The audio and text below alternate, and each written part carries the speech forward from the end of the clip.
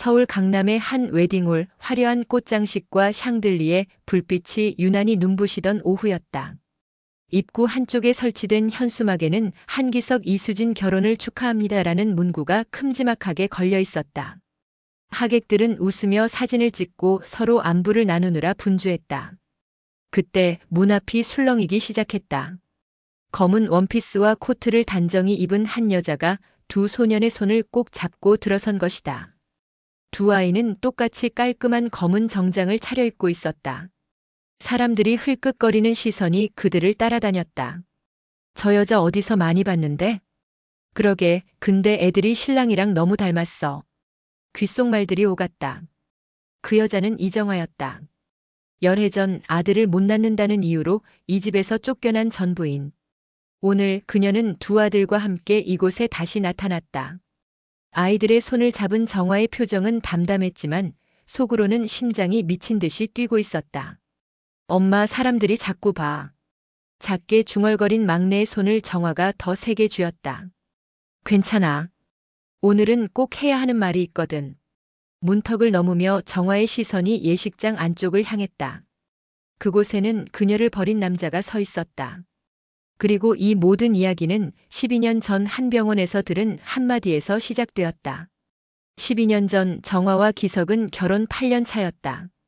둘 사이에는 여전히 아이가 없었고 처음 몇 해는 신혼이니까라며 웃어넘겼지만 시간이 지날수록 시댁의 시선은 날이 서갔다. 대체 애는 언제 가질 거야? 벌써 8년이 지났는데. 시어머니의 목소리는 날카롭고 차가웠다. 정화는 웃으며 고개를 숙였지만 속으로는 답답함이 쌓여갔다. 결국 부부는 서울 강남의 한 빛난 임센터를 찾았다. 하얀 벽과 소독약 냄새가 감도는 대기실, 커다란 시계 초침이 유난히 크게 들렸다. 의사인 한성민 원장이 차트를 넘기며 말했다. 부부가 함께 검사를 받으셔야 정확한 원인을 알 수 있습니다. 며칠 뒤 결과를 들으러 진료실에 들어갔을 때였다. 한 원장은 차분하게 정화를 바라보았다. 부인 쪽은 아무 문제 없습니다. 건강하세요. 정화의 어깨가 안도의 숨과 함께 내려갔다. 하지만 곧 의사의 시선이 기석에게로 옮겨갔다. 남편분은 정자 수치가 정상보다 훨씬 낮습니다. 흔히 무정자증이라고 부르죠. 자연 임신은 거의 불가능하니 시험관 시술을 권합니다. 순간 방 안의 공기가 얼어붙었다. 기석의 표정이 굳었고 아무 말도 하지 않았다. 정화는 속으로만 생각했다. 그래, 내 잘못이 아니었구나. 그러나 병원을 나서는 길 기석은 낮게 말했다. 이 얘기 우리 어머니한테는 절대 하지 마. 정화는 의아해 물었다. 왜? 사실인데. 그냥 하지 마. 알았어? 그날 이후 부부 사이에는 보이지 않는 금이 가기 시작했다. 검사 결과를 들은 지 며칠 뒤 시어머니가 전화를 걸어왔다. 그래, 병원은 다녀왔냐? 결과가 어땠어? 정화는 입을 열기 전에 잠시 숨을 골랐다. 하지만 옆에서 전화를 스피커로 듣던 기석이 먼저 말했다. 정화한테 조금 문제가 있대요. 시간이 걸릴 것 같습니다. 순간 정화의 눈이 커졌다. 뭐라고? 문제가 나라고? 그 짧은 통화 속에서 시어머니의 목소리는 날이 섰다. 내가 그럴 줄 알았다. 바치 씨를 못 받으면 갈아엎어야 하는 건데. 전화를 끊은 뒤 정화는 참지 못하고 물었다. 왜 거짓말을 했어? 의사 선생님이 분명히 말했잖아. 내 몸엔 이상 없다고. 기석은 눈을 피한 채 말했다.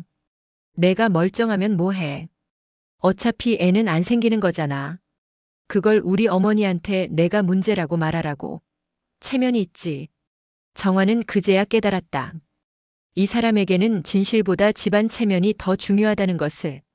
그리고 그 체면이 앞으로 자신을 향해 무기가 될 것임을 예감했다. 겨울비가 부슬부슬 내리던 어느 저녁 기석이 퇴근하자마자 정화를 거실로 불렀다. 탁자 위에는 두툼한 서류 봉투가 놓여 있었다. 정화가 고개를 갸웃하며 봉투를 열자 그 안에는 이혼 합의서가 들어 있었다. 이게 뭐야? 기석의 목소리는 차갑고 단호했다. 이혼하자. 순간 정화의 머릿속이 새하얘졌다. 갑자기 그게 무슨 소리야? 8년 동안 애 하나 못 낳는 여자랑 뭘 더 하겠어. 우리 가문의 대를 끊게 할 순 없어. 그때 시어머니가 거실로 들어왔다. 나도 더는 못 기다린다. 기석이가 젊을 때 다른 여자 만나서 애라도 낳아야지. 정화는 참아왔던 분노가 치밀어 올랐다. 병원에서 저는 문제 없다고 했잖아요. 왜 저를? 그만해.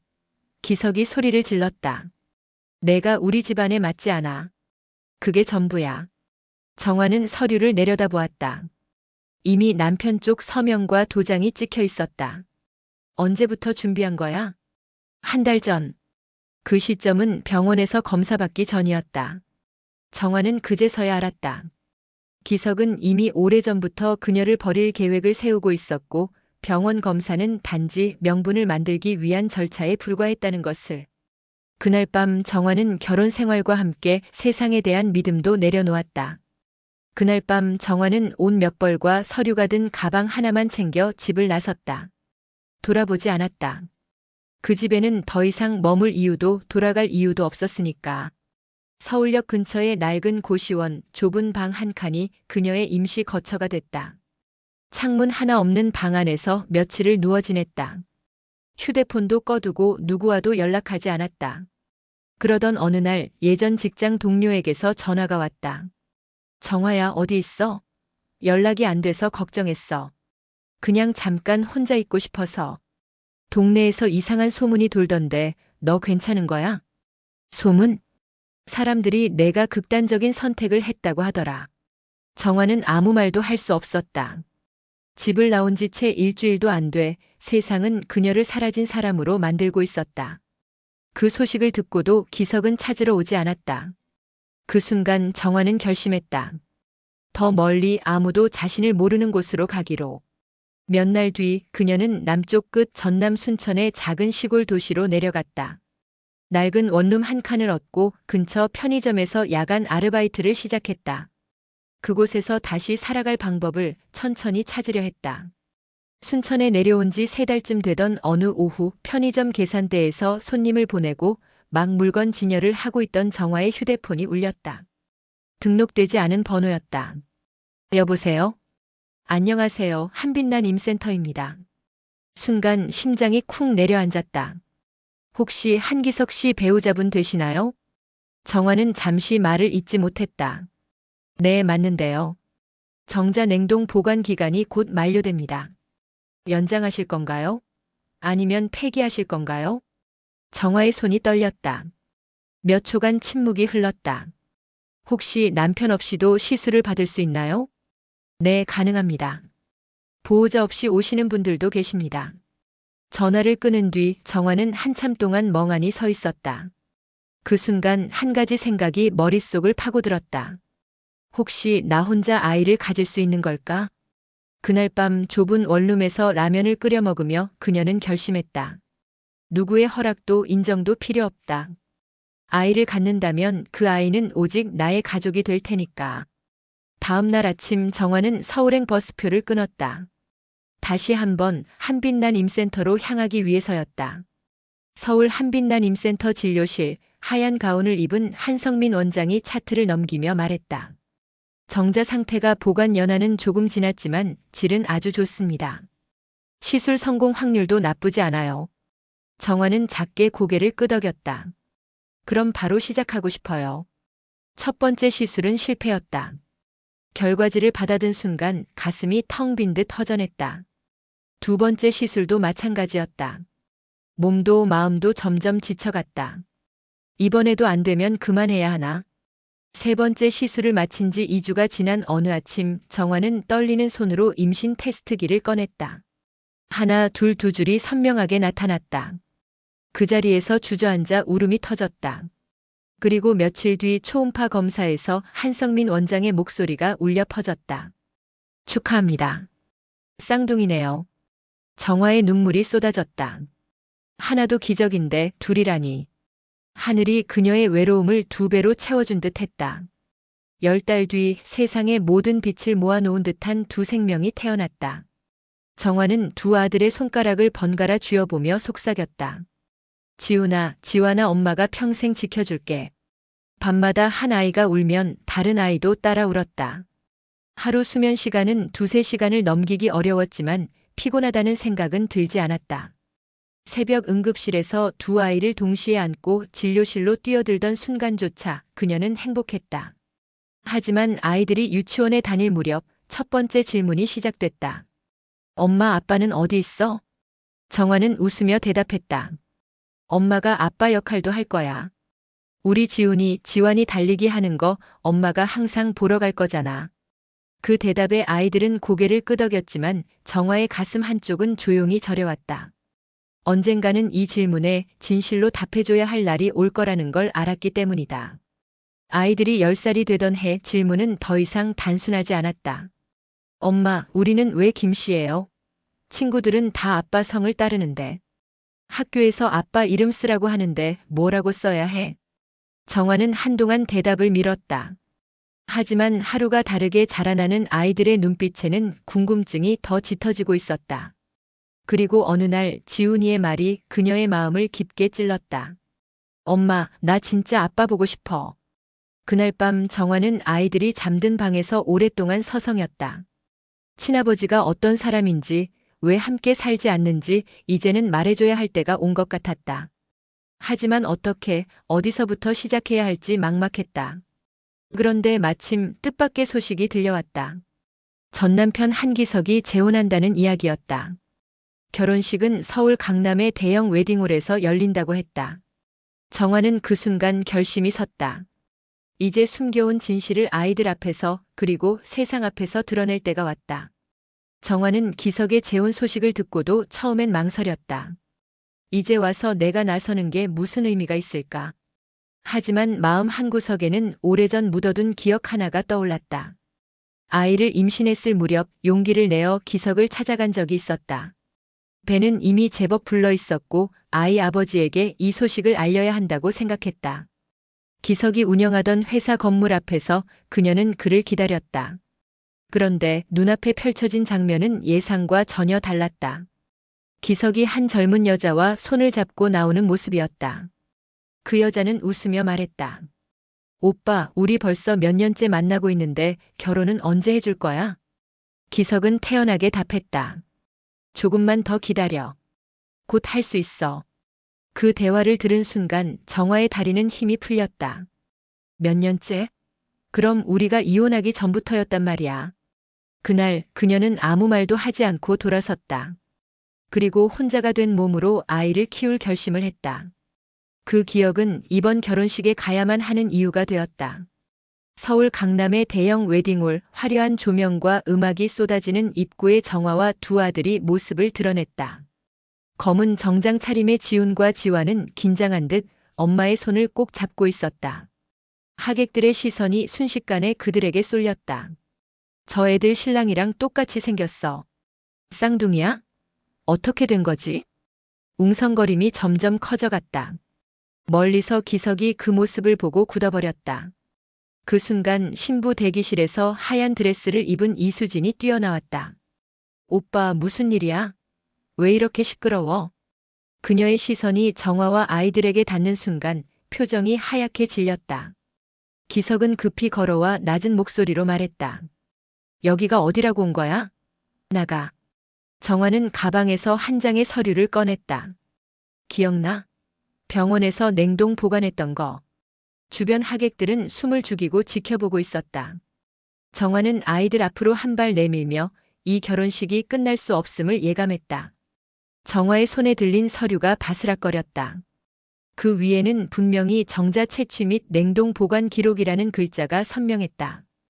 이 아이들 당신 친아들이야. 정화의 목소리는 흔들리지 않았다. 하객들 사이에서 탄식과 수군거림이 터져나왔다. 뭐라고? 친아들이라고?